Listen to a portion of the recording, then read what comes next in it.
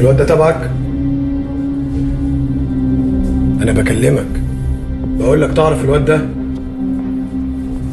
البيه كان بيصور بالموبايل جوه الصاله. وريني. يا نهار اسود. باشا، سعادة الباشا، والله يا باشا دي غلطة مش مقصودة وسوء تفاهم يعني يا كبير. حقك علينا وعلى راسنا وعلى الدنيا كلها.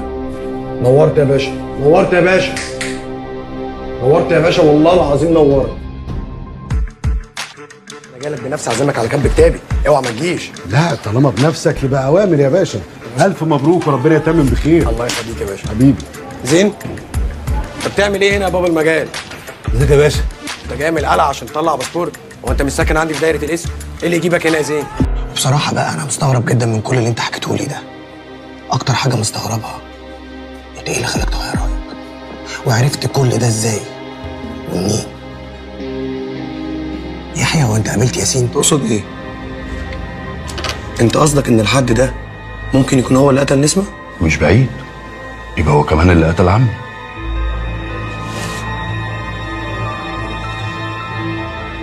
ما تقلقش، سهل، كلها كام يوم واجيب لك خبر كويس ان شاء الله.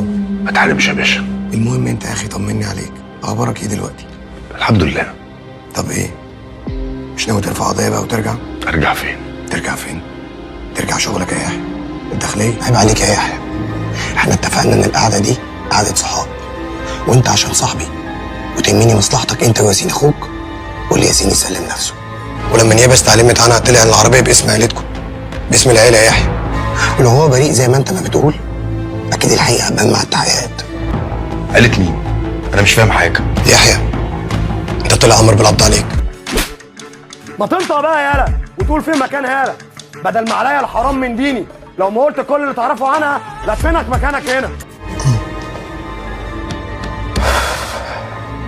تمام يا استاذ فاروق، هتاكد من المعلومات اللي انت قلتها، ولو احتجتك تاني هبعت اجيبك. حلو، قلبها بقى في دماغك وفكر فيها. يبقى المفروض بقى تخلي عند اهلك دم وتقول على مكان هاله.